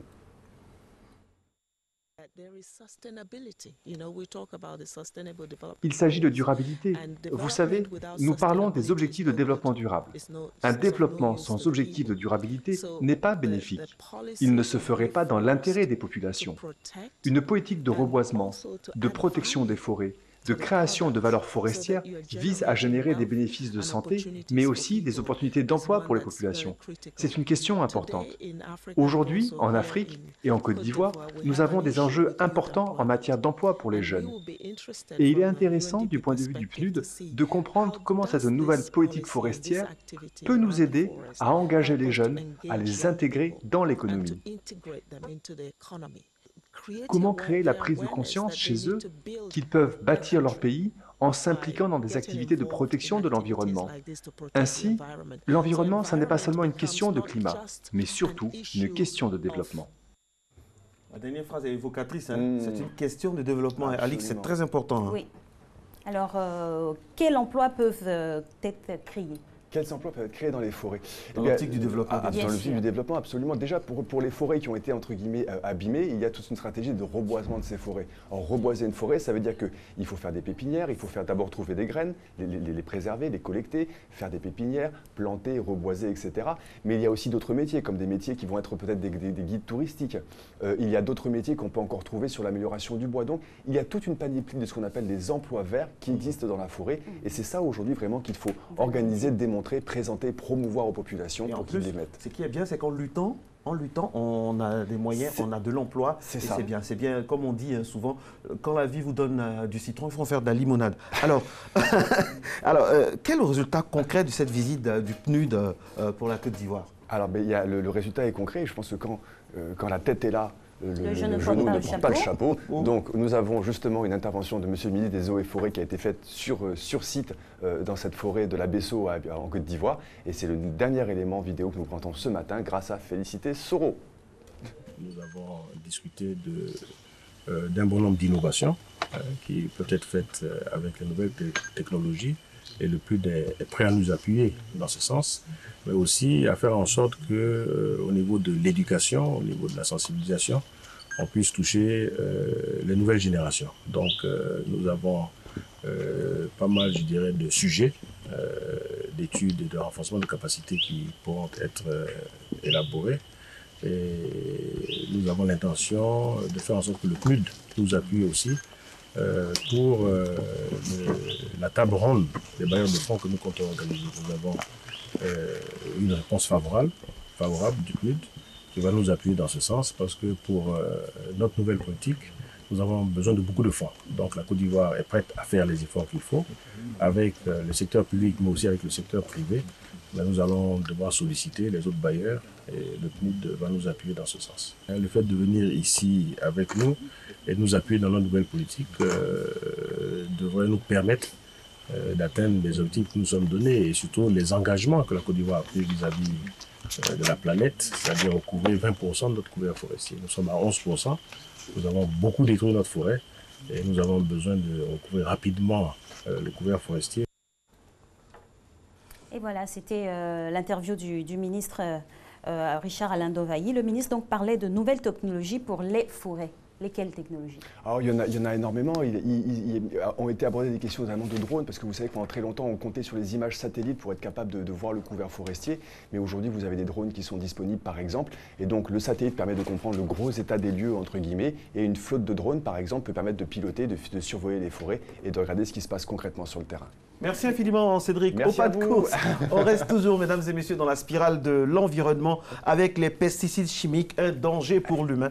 Définition, type de pesticides, quels sont les effets des pesticides avec Maurice Diomandé, géographe ruraliste. Ce sera dans un instant, juste après ça.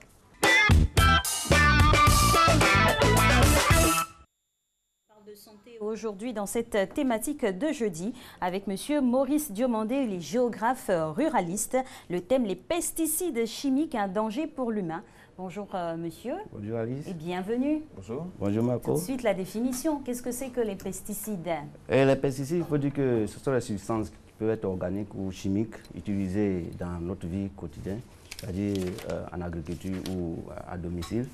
Mais aujourd'hui, nous allons travailler sur les pesticides utilisés en agriculture parce qu'aujourd'hui, c'est le thème qui nous intéresse. Mais de passage, les pesticides à domicile, il s'agit des aérosols que nous utilisons contre les moustiques, les insecticides et autres. Mais il y a plusieurs marques dans le marché. Vraiment, bon, oui, il y a plusieurs marques. Mais aujourd'hui, nous allons parler plutôt des pesticides en agriculture. Alors, pour en parler, voilà, pour rester dans la démarche pédagogique et de sensibilisation de Matin Bonheur, quels sont les types de pesticides, monsieur? Bon, les différents types de pesticides, en gros, les pesticides sont définis selon les cibles. Mais nous allons retenir ce matin trois grandes familles qui sont les herbicides, les insecticides et les fongicides. Les herbicides, c'est contre les herbes, les insecticides contre les insectes, et puis les fongicides contre les maladies, les plantes et autres, les champignons et autres. Donc, voilà. Alors on parle de organochlorés, organophosphorés, de pyrite. Oui, c'est vrai. Ce sont aussi des types, non? Oui, au fait, ça, c'est les catégories.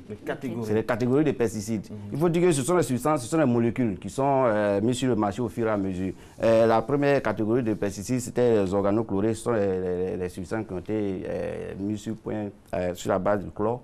C'était au lendemain de la Deuxième Guerre mondiale, dans les années 40.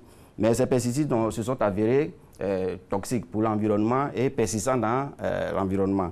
Ils sont classés aujourd'hui parmi les pesticides, les polluants organiques persistants, les POP. Et la vedette de ces pesticides, c'est, comme disons, le tristement célèbre DDT. Bon, c'est le dichloro-diphényl-trichloroéthane. C'est une molécule qui, aujourd'hui, même après 20 ans d'utilisation... Le nom même déjà... Ouais, on trouve encore ces molécules-là dans le sol. Donc, ça veut dire que c'est un risque permanent. Aujourd'hui, on ne peut pas dire avec précision que ces molécules-là sont totalement éliminées dans le sol, ou bien dans notre environnement. Wow. Et après les organochlorés, sont venus les organophosphorés qui ont apparu en début des années 70, en remplacement des organochlorés qui se sont avérés plus toxiques. Mais encore, bon, on est dans une spirale. Hein. Il s'est avéré encore que les organophosphorés se sont avérés, leur effet aigu se sont avérés encore plus dangereux encore que les organochlorés. J'ai envie de vous demander, oui. Tous ces pesticides-là ont été introduits, bien sûr. Introduits par l'homme. Bien sûr, bien sûr. Nous sommes en train de parler des pesticides chimiques. C'est-à-dire au départ, les pesticides existaient depuis fort longtemps, hein, mais on utilisait les extraits de plantes. Par exemple, aujourd'hui, bon, je ne vais pas citer, mais on utilisait les extraits. Mais pour les besoins commerciaux, il a été nécessaire de produire en masse. Et pour produire en masse, on ne peut pas faire des trucs, on ne peut pas se contenter. Donc pour des besoins commerciaux, on était obligé de produire. C'est ça qui a créé tout ce... Voilà, donc il y a eu des industries maintenant qui ont synthétisé des molécules. Voilà, qui ont synthétisé des molécules pour commercialiser. C'est dans le même canal des OGM. Voilà, c'est dans le même canal des OGM. Dans le même canal des OGM. Donc c'est comme ça, après les organophosphorés. Les organophosphorés, leur vedette, c'est aujourd'hui la molécule à polémique le fameux glyphosate, voilà, qui fait aujourd'hui la polémique. Voilà. Procès sur procès. Procès sur procès. Avant d'en arriver au glyphosate, alors aujourd'hui, nous parlons du danger que ça représente l'homme. À l'origine, c'est pour faire du bien, faire en sorte que ça pousse, tout ça. Il y a eu le naturel, après on est passé au chimique. Aujourd'hui, quand on fait un peu le tour, quels sont les effets nocifs à court, moyen ou long terme sur l'être humain? Pour être plus clair sur cette question, ce qu'il faut savoir d'abord est que l'homme, l'organisme humain d'abord, est un amas de cellules. Donc on est un composé chimique. Alors lorsque vous devez introduire d'autres molécules chimiques dans votre environnement, il faut faire très attention parce qu'il y a des interférences. Donc à court terme, c'est ce qu'on appelle les effets aigus qu'on ressent tout de suite lorsque on est en contact avec la substance. D'abord, on a les effets sur le système nerveux central, c'est-à-dire c'est les maux de tête, les pertes d'équilibre. Ensuite, on a la peau qui peut être également exposée. On a qu'on appelle les boutons. On a les effets de chaleur, les démangeaisons. Il y a plusieurs. On a des symptômes, par exemple, ça rappelle un peu tout ce qu'on a eu avec les pollutions. Voilà, les pollutions. Les déchets toxiques. Les déchets toxiques. Voilà. Donc également, après la peau, on a les yeux qui sont exposés. On a les irritations, les larmoiements, voilà, et tout ça. Après ça, en fait, c'est tout le système qui est concerné. Après, on a également le système respiratoire. On a le système respiratoire, la toux, ça c'est ce qu'on ressent tout de suite. La difficulté à respirer, ainsi de suite. Ensuite, on a le système digestif également, on peut également inhaler par voie orale en manipulant ou bien en pulvérisant. Peut-être que les gens le font en parlant, ils peuvent les gouttelettes, mais ça peut créer également les diarrhées, les maux de ventre, ainsi de suite. Et ensuite, nous, on a le système comment dirais-je, cardiaque. Cardiovasculaire, donc merci, qui va entraîner les palpitations, voilà, et ça, tout cela peut aller jusqu'à la mort. Ça, il faut que les gens le sachent. Et aussi, il y a des consultations pour cause de pneumonie qui prennent de l'ampleur. Bien sûr. Et nous avons réalisé une étude dans la région du Bafing. Je remercie de passage le district sanitaire de la région de Bafing qui a mis à notre disposition les bases de données sur les consultations. Et nous avons extrait ces bases-là, les consultations pour cause de pneumonie, que nous avons cité tout à l'heure, qui fait partie des causes du système respiratoire. Donc quand vous avez remonté dans les recherches, la cause c'était... on n'a pas établi une cause, mais on a fait une analyse. C'est-à-dire on a fait sortir l'image qui suit, ça c'est ce que nous avons constaté l'utilisation des flacons vides de pesticides. Vous voyez là sur ces images, on a la bouteille de pesticides qui est dans le main du jeune dans son champ. Et de l'autre côté, vous avez... C'est pas la bonne image. Nous, on a l'image de la pollution de l'air. Mais on va revenir grâce au... Il y a le diagramme de consultation pour cause de pneumonie. C'est ça que vous étiez en train de commenter. Voilà, c'est ce qui était en train de commenter. Donc, vous voyez là, ça c'est déjà un danger. Parce qu'au village, les gens se disent quoi? Ils disent, bon, écoutez, c'est les flacons, on utilise, je peux mettre, une fois on a vidé, on rince avec l'eau, ou bien on lave avec du savon, on se dit, bon, c'est propre. Or, il est avéré. On se rappelle, il y a eu même un reportage cette année où toute une famille a été décimée pour ce genre d'utilisation de flacons vides de pesticides. Bien sûr. Ça dit l'importance aussi. Moi, je suis très heureux que vous passiez sur ce plateau parce que c'est dit l'importance de l'explication à nos parents. Voilà. Les premiers concernés, là, c'est eux. Est-ce qu'il y a une stratégie qui accompagne, qui les aide pour qu'ils puissent mieux savoir? Parce que la plupart du temps, ils ne sont pas allés trop loin dans les études, mais pas du tout. Est-ce qu'il y a des structures qui les accompagnent, qui les éduquent, entre guillemets, par rapport à tous ces dangers-là? Merci. Bon, tu sais, on est un peu dans nos pays africains. Souvent, il y a des questions, quand tu veux aborder, vous êtes stigmatisé, mais je vais faire l'effort quand même parce qu'il y a urgence. Il faut dire réellement qu'administrativement, tout est mis en place. De façon administrative, vous avez, toutes les directions sont là, vous avez des droits et autres. Mais sur le terrain, il faut être franc, on ne sent pas les effets, il n'y a pas de communication.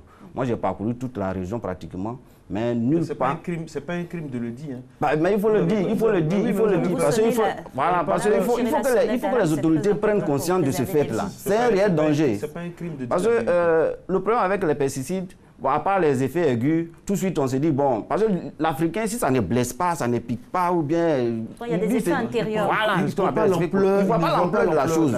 Voilà, eux, ils se disent quoi, bon, après, j'ai eu quelque chose, on a habitué, ça ne tue pas Africain. Ça ne tue pas Africain. On a toujours fait ça comme ça. Mais il faut, j'interpelle tout le monde dessus, tout ce qui est fait chimiquement Si ça tue un animal, ça peut tuer l'homme. Mais monsieur Maurice, je ne comprends pas pourquoi vous dites administrativement tout est prêt et dans les faits concrets, alors que tout le monde sait, on ne le dira jamais assez, on le répète à foison, le succès de ce pays repose sur l'agriculture. Ça repose vraiment sur l'agriculture. Si on prend l'agriculture au sérieux, et les agriculteurs, pourquoi ces gens-là ne sont pas gâtés, choyés? Pourquoi ils n'ont pas des tenues de protection, tout ça? La Côte d'Ivoire, c'est un pays qui fait 40% de la production mondiale du cacao. Alors, je ne comprends pas, il y a quelque chose, on a raté des épisodes là. Oui, nous, dans la recherche également, cette question, nous posons cette question et ça préoccupe.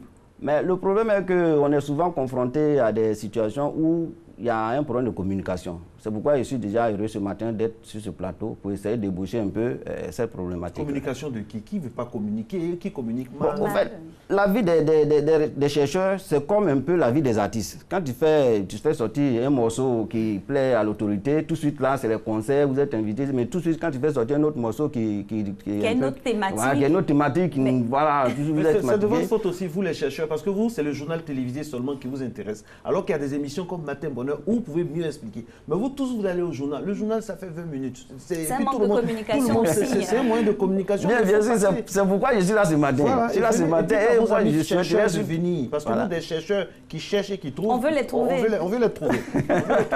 Non, mais c'est la les chercheurs cherchent, ils trouvent. Les résultats sont là. Mais comme je l'ai dit tantôt, quand ça n'arrange pas, on ne vous permet pas. Comment un résultat pour le bien d'un pays ne peut pas arranger une autorité? Dites-nous quelle autorité ça n'a pas arrangé. Donnez-nous un exemple concret sur ce plateau. Et l'autorité peut-être va venir s'expliquer aussi demain. Vous me donnez l'occasion d'interpeller, puisqu'il y a un conseil des ministres qui aura lieu le mercredi prochain. Je voulais vraiment interpeller les autorités sur ce problème-là. Parce qu'aujourd'hui, quand vous arrivez dans le milieu agricole, c'est ahurissant.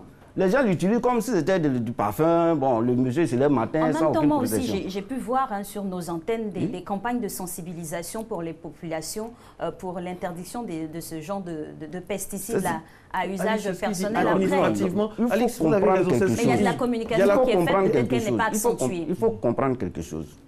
Nous sommes à Abidjan ici, on a accès à la télévision à tout moment. Mais quand vous arrivez dans les campagnes, aujourd'hui nous sommes à Matin Bonheur. Je suis en train de parler des pesticides, mais il y a combien de paysans aujourd'hui qui me suivent à cette heure-là? Ils sont déjà partis au champ. Donc il faut des campagnes de proximité, il faut la présence. Comme j'ai dit, administrativement c'est fait. Mais quand tu vas sur le terrain, il n'y a pas de présence. À 14h, donc il y a des paysans qui sont en train de venir. C'est pas évident. Moi-même je suis paysan d'origine. Donc il faut organiser. Il faut organiser. Quand je prends par exemple. Il y en a qui vont passer le message. Au moins une personne dans une famille paysanne va voir, puis ça va aller. Mais quand je prends par exemple les structures en charge de la gestion des pesticides, nous avons les comités qui sont installés dans les régions. Mais lorsque moi j'ai été sur le terrain, j'ai constaté que ces comités existent effectivement, mais ils ne sont pas fonctionnels. Mais ils ne sont pas fonctionnels. Donc il y a un manque de régulation, il y a un manque de régulation. Il y a un manque de pragmatisme, parce qu'une chose est de faire la pub. On est bureautique. Et de faire du suivi aussi. L'ivoirien, c'est la bureaucratie. Voilà. L'ivoirien, c'est la bureaucratie.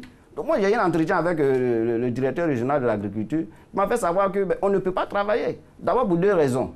Lorsque nous partons sur le terrain, c'est-à-dire dans les zones frontalières, d'abord on n'a pas de véhicules pour aller faire les contrôles. Et lorsque on fait l'effort d'y arriver, on est empêché dans notre travail. Par qui? Par quoi? Pourquoi? Comment? Où? Le comment, le pourquoi, c'est que dans les zones frontalières, il y a une sécurité qui est là. Il dit souvent quand les agents veulent passer au contrôle, on les empêche souvent, on dit comme on le dit encore, tu vois ici, là, on laisse nous en faire notre travail. Et souvent les véhicules rentrent. Et le ministre même de l'Environnement a fait une annonce, il a dit ici qu'aujourd'hui en Côte d'Ivoire, il y a près de 4000 tonnes de pesticides frauduleux qui rentrent en Côte d'Ivoire. Ça, il faut y penser. Donc nos postes de sécurité sont-elles Il y a une défaillance, ça il faut le dire. Il faut le dire franchement, il y a une défaillance. Donc on interpelle les ministres en charge vraiment d'accentuer le contrôle à la frontière. La vie de la Côte d'Ivoire ne se limite pas seulement à ce que nous voyons à Abidjan ici. La population a besoin d'être informée, d'être formée. Quand on sait que l'arrière-pays produit plus même. Voilà, bien sûr, bien sûr. Et donc on est en train de dire que nous sommes dans un système où il y a combien de tonnes? Vous avez dit combien de tonnes? 4000 tonnes. 4000 tonnes de pesticides frauduleux. Ça, c'est ce qu'on sait. Bien sûr. Si on imagine un peu. Voilà, si on veut creuser, ça peut aller même dans 10 000. Oui, bien sûr. Et puis de deux, c'est un secteur qui est vital pour notre pays. Pourquoi il y a cette nonchalance-là? Pourquoi il y a cette indolence? Alors que tout le monde sait que nous vivons de ça. On va attendre jusqu'à ce que ce soit à quel niveau? Ça, c'est de deux, la santé des paysans. Moi, dans un premier temps, est-ce que leur santé est garantie avec tout ça là? Bon, on a vu les procès du glyphosate et autres. Oui, pour répondre à votre question, la difficulté, ce que j'ai constaté sur le terrain avec le district, quand j'ai travaillé avec eux, le premier constat que j'ai fait, il n'y a pas de dispositif pour pouvoir détecter, dans un diagnostic, détecter les particules de pesticides. Quand vous partez à l'hôpital, on dit, bon, on fait les tests de palude, les tests que nous savons, ils font ces tests-là. On se limite, et quand on ne trouve rien, on dit aux patients, non, qu'on n'a rien trouvé. Et très souvent, comme en Afrique, une fois on dit à l'hôpital qu'on n'a rien trouvé, tout de suite on va regarder. Le dos large du source. Voilà, on rentre dans le domaine du spirituel, non, on cherche dans la famille le plus vieux ou bien celui qui ne m'aime pas. Voilà. Or, aujourd'hui, notre environnement est tellement saturé de produits chimiques qu'il faut, moi je dirais plutôt au ministre, dans la formation de nos agents de santé, il faut introduire le processus de diagnostic des particules de pesticides dans le diagnostic à l'hôpital. De sorte qu'on puisse. Dans les analyses. Dans les analyses, merci. De sorte qu'on puisse réellement. Parce qu'il n'y a pas de raison de dire qu'il y a un mal sans cause. Et ce que vous dites est tellement vrai, mais on doit conjuguer ça avec vraiment non seulement la sensibilisation, mais la rigueur, mais une rigueur mais de 60 à 100% à nos frontières. Parce que ça fait mal d'entendre sur un plateau de télévision que dans notre pays, dans le pays qui est le premier, qui a 40% de la production, le monde entier est pendu aux lèvres de la Côte d'Ivoire et 40 000 tonnes de pesticides. 4 000 tonnes. Nous n'inventons pas les chiffres. Hein. Ce sont des chiffres qu'on peut vérifier. Qui sont vérifiables. Donc, il faut la sensibilisation conjuguée à vraiment faire en sorte que nos frontières aussi... Voilà, suivez la sécurité, il faut suivre, il faut les besoins. Au fait, ce qui échappe souvent, moi je le dis souvent, ce qui échappe aux autorités, on a l'impression que, comme on est à Abidjan ici, tout le monde s'exprime bien en français, on a l'impression que tout le monde comprend ce qui est dit à la télévision. Il faut adapter notre communication. Il faut adapter la communication. Former les gens, les agents sur le terrain qui sont vraiment en contact avec la population. Vous avez eu des paysans que vous avez interrogés, ils disent quoi? Qu'est-ce qu'ils veulent concrètement? Qu'est-ce qu'ils savent déjà de ces pesticides-là? Et comment ils appréhendent ça? Est-ce qu'ils savent que, par exemple... Et puis, il y a ce qu'on voit là, et puis il y a d'autres choses qui passent sous le manteau, qui sont encore plus dangereuses. On dit que ça fait pousser rapidement. Comment ils appréhendent ça? Et puis, leur solution? Eux, comment ils pensent qu'on peut régler ça? Eux, ils voient ça en termes de solution d'abord. Il faut parler de cette base-là. Les paysans voient les pesticides comme une solution. Ils ne voient pas ça comme un problème. Et quand tu leur poses le problème, c'est ce que j'ai dit tantôt, ils se disent, ah bon, c'est sûr, après on a quelques brûlures, on a mal à la tête, mais après ça passe. Mais ça passe. Parce que ce qu'il faut savoir avec les effets aigus, lorsque déjà vous sentez les effets aigus, ça veut dire que vous avez, ces substances sont introduites dans le corps. Depuis longtemps. Voilà, non, déjà même, ça veut dire si la réaction, parce que si la réaction, par exemple, après la pulvérisation, que vous avez mal à la tête, vous devez savoir que vous avez déjà, la substance est dans votre corps. Maintenant, il faut se poser maintenant la question, à long terme, qu'est-ce que ça va provoquer? Mais quand vous interrogez la population dessus, eux ne savent rien des pesticides. Ils voient ça comme un produit qui vient alléger leurs tâches. Avant, nos mamans, c'était nos mamans qui étaient chargées de faire les saclages à la main. Aujourd'hui, la maman, souvent les femmes même se lèvent pour aller faire l'épandage. Ce qui est extrêmement dangereux. Et je crois que dans la ligne, nous allons également, j'ai eu à également faire un graphique sur les consultations pour les raisons d'avortement spontané. Je ne parle pas d'avortement spontané. Ou avortement tardif. Voilà. Toujours dans le district dans le district, oui, dans le Bafing, toujours dans le Bafing. Puis c'est là-bas j'ai fait mes investigations. Toujours dans le Bafing. Et le graphique se présente de sorte que les périodes d'augmentation du volume de consultation d'avortement correspond aux périodes d'utilisation des pesticides. Par exemple, quand vous prenez... Il y a une incidence sur les grossesses. Voilà. Quand vous prenez par exemple du mois de mars, fin février, mars, avril, mai, vous avez un volume élevé de cas d'avortement. Et ce volume élevé-là, c'est lié au fait que pendant cette période-là, les paysans préparent leur périmètre agricole pour donc les femmes enceintes sont exposées. Les femmes enceintes aussi, puisqu'elles ne savent pas. Oui. Très souvent, aujourd'hui, les femmes sont beaucoup dans l'agriculture. Oui. Aujourd'hui, il y a une concurrence aujourd'hui quand vous partez sur le terrain. Donc, ça fait que ces effets-là sont plus ressentis dans ces périodes. Et quand vous voyez à la fin, vers le mois de juin, il y a une légère baisse parce que les champs sont déjà labourés et autres. Mais en août, ça reprend encore parce que c'est le deuxième traitement. Mais il faut lutter contre les herbes. Et c'est les femmes encore souvent qui sont très souvent sur le terrain pour utiliser ces pesticides. Donc voici un peu. Justement, vous avez ébauché plusieurs solutions qu'on pourrait avoir, notamment parlons toujours des pesticides qui rentrent de manière frauduleuse. Est-ce qu'il n'y a pas une sensibilisation à faire au niveau des agriculteurs pour identifier ce qui est bon de ce qui n'est pas bon? Le bon grain du livret. Bon, moi, avant de parler du bon grain, du mauvais grain, il faut d'abord... C'est comme quelqu'un qui est en train de saigner, il y a une hémorragie. Il ne faut pas commencer par essuyer le sang. Il faut d'abord arrêter l'hémorragie. Moi, je pense que c'est l'autorité qui doit d'abord agir. Parce que c'est eux qui sont les garants de notre santé, de notre bien-être. Donc c'est à eux d'abord. Il faut d'abord éviter que ce produit-là entre sur le territoire. Mais on n'a pas évité, c'est rentré. Maintenant, on n'a pas évité que c'est rentré. Alors qu'est-ce qu'il faut faire? Dans l'urgence, c'est ce qu'il disait tantôt, il faut mener des campagnes de proximité. Des personnes, voilà, c'est l'image pour les cas de grossesse. Oui, le graphique que vous avez expliqué. Voilà, comme vous voyez que aux environs... On va revenir, mais on peut décrypter plus tard. Ne détournons pas, parce que bon, d'abord, donc les autorités. Les autorités doivent arrêter l'hémorragie et passer au plus pressé. Aujourd'hui, le plus pressé, c'est quoi? Les campagnes de sensibilisation ne doivent pas se limiter seulement à Abidjan. Voilà, Abidjan, dans les médias. Il faut aller, il faut que les agents aillent avec les paysans ou dans les champs, intervenir dans les champs, leur montrer comment on utilise. Parce que la question se pose d'abord dans l'utilisation. Comment utiliser? Ces substances ont été mises sur le marché, mais il y a des mesures de sécurité qui accompagnent. Il y a des équipements de protection individuelle.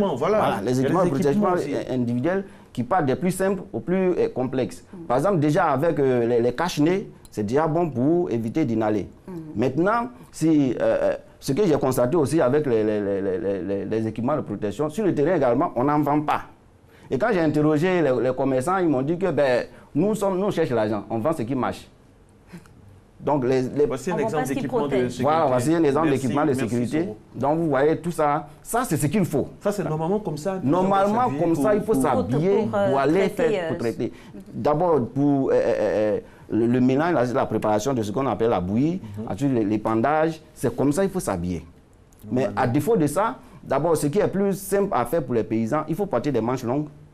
Les chemises manches longues qui couvrent pratiquement tout le bras, des gants qui sont remontés sur la manche, les bottes qui sont à l'intérieur du pantalon, pas à l'extérieur. Mais une combinaison comme ça, vous avez toutes les informations, ça peut coûter combien?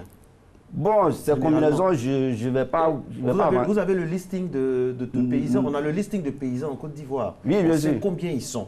Normalement, si tout est bien organisé, on doit avoir ça. Mais ce n'est pas cette tenue-là qu'on ne peut pas offrir.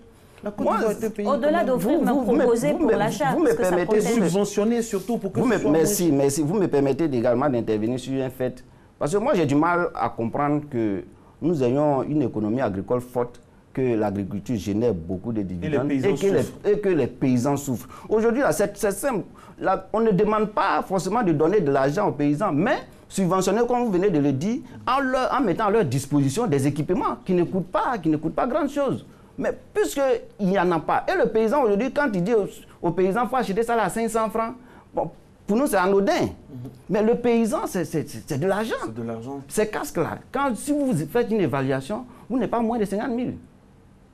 Ça, il faut le savoir. Mais pour le paysan, c'est coûteux. Il faut les paires de bottes qui sont aux environs de 3 000, 3 500, les paires de gants, et les casques, même on en trouve même pas ça sur le marché. Oh, qui dit rare, qui dit cher. Donc l'État, c'est pourquoi moi j'interpelle toujours nos autorités à intervenir, à subventionner l'agriculture. C'est vrai, aujourd'hui on est dans un système où on dit le libéralisme. Mais il ne faut pas prendre ces prétextes-là pour un abandon des producteurs. Il ne faut pas oublier que c'est eux qui font l'économie du pays. Mais quand on parle de libéralisme, même dans les pays développés, quand on parle il y a une intervention de l'État qui met les règles du jeu. Ça s'appelle la subvention. Voilà. L'État peut réguler. Il y a une régulation que l'État doit faire. L'État a l'obligation de veiller sur le bon fonctionnement, sur la bonne santé de l'activité agricole. Surtout qu'il s'agit d'un secteur vital. Vital pour le pays.